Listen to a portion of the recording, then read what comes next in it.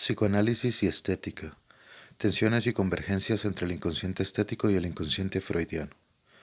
Rancière propone un acercamiento desde la filosofía al campo del psicoanálisis, guiado por una idea de transdisciplinariedad que le permite avanzar a través de los bordes erigidos entre las fronteras de los saberes.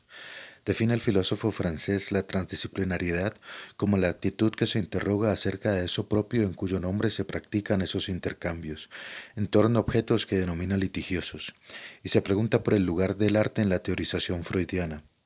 Su propuesta estriba en evidenciar que el análisis de la obra del arte desde el inconsciente psicoanalítico tiene lugar,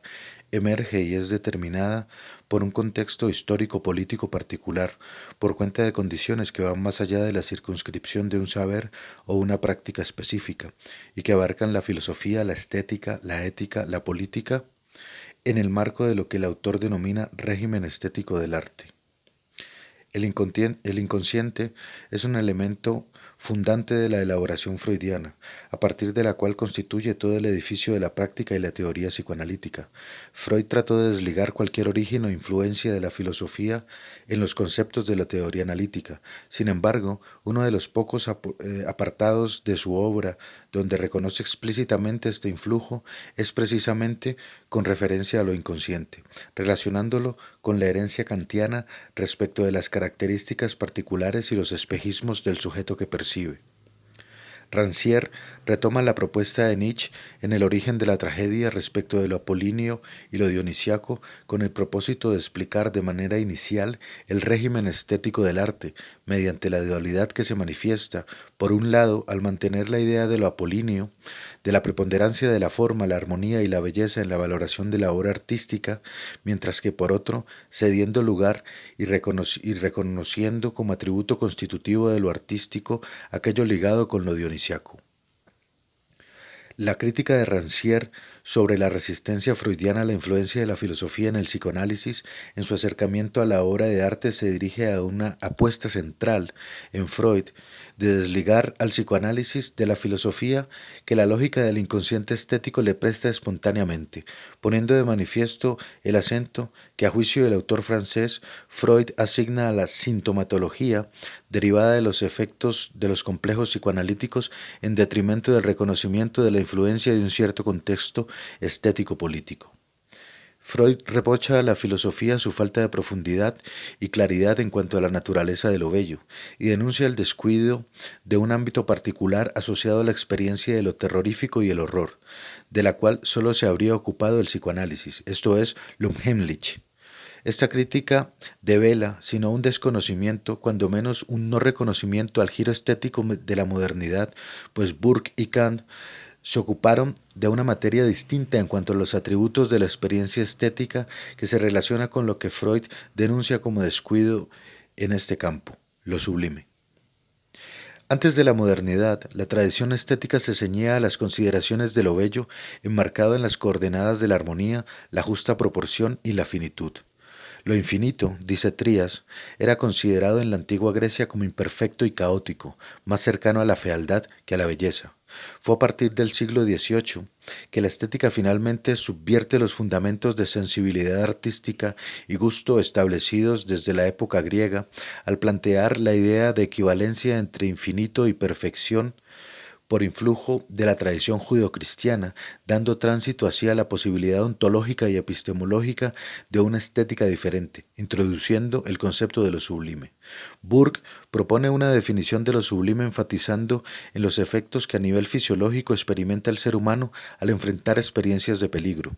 introduciendo el concepto de deleite, el cual se caracteriza por constituir un placer que no puede existir sin alguna relación con la pena.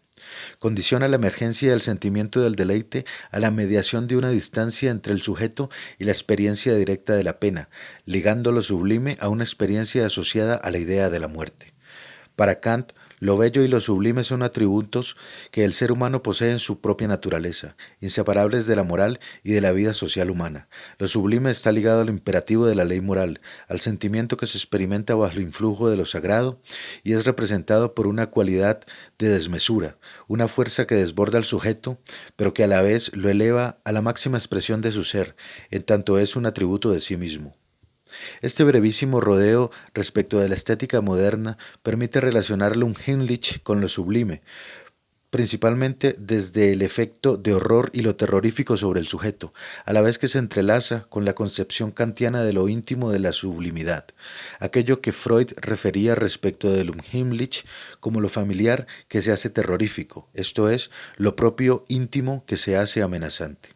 La premisa sobre la que discurre Rancière surge a partir de la pregunta por el sitio de privilegio que ostenta la obra de arte en la teoría freudiana, cuyos ejemplos abundan en los textos fundamentales del psicoanálisis, así también en el caso del complejo de Edipo, cuya resonancia literaria no puede ocultarse. Esta pregunta encuentra claves para su discusión en la premisa de la preexistencia de un pensamiento inconsciente en el tiempo de Freud y previo a él, articulado en un régimen específico del pensamiento, del arte, que le servirá al padre del psicoanálisis para apuntalar su teoría. Así pues, sería el surgimiento de un nuevo orden en el sistema representativo, venido desde el campo de la creación artística, el que habría generado las condiciones ontológicas y epistemológicas necesarias para que Freud incubase su descubrimiento y el inconsciente psicoanalítico viera la luz. Para Rancière, la estética no sería sencillamente un nuevo nombre para asignar el terreno del arte, sino una configuración específica de este terreno, es decir, un régimen específico de pensamiento. Por causa de este orden particular del pensamiento, ubica al psicoanálisis como deudor de un inconsciente estético que le precede, aviniéndolo no solo con Kant y los románticos, sino con Schopenhauer y Nietzsche. La revolución estética que determina el régimen específico del pensamiento sobrevenido con la entrada de la filosofía moderna consiste principalmente en la abolición del conjunto ordenado de relaciones entre lo visible y lo decible, el saber y la acción, la actividad y la pasividad,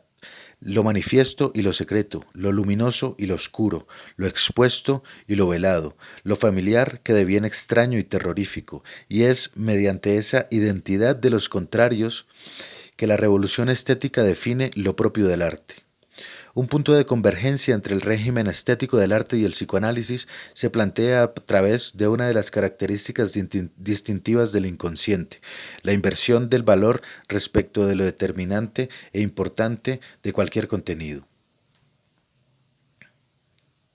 Freud establece como regla primordial para el análisis e interpretación de las formaciones del inconsciente la distinción entre lo manifiesto y lo latente. El desplazamiento opera como condición de emergencia de lo reprimido, inconsciente, teniendo como efecto particular sobre el contenido la inversión manifiesta de su valor, de lo que resulta que aquello sobre lo que más hincapié se hace o lo que genera mayor impresión en el sujeto sea por cuenta de esta veladura lo menos importante en verdad, mientras que el detalle nimio o absurdo constituye la clave que permite acceder al contenido latente, a la verdad del sujeto.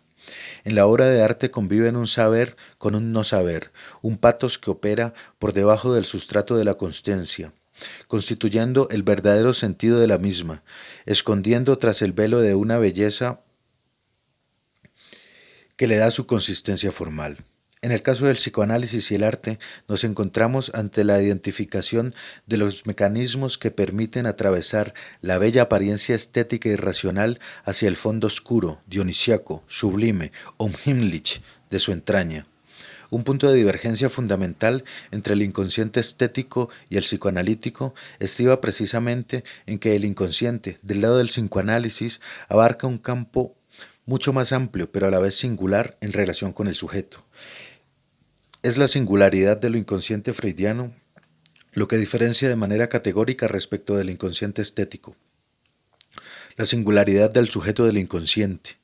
Mientras que el inconsciente estético es el resultado de un régimen específico de pensamiento circunscrito a unas condiciones histórico-políticas establecidas, el inconsciente freudiano, sin dejar de estar signado por este régimen, se delimita y configura en cada sujeto. Podríamos decir, a manera de cierre, que el psicoanálisis nos permite develar y leer la tragedia singular de Edipo en cada sujeto.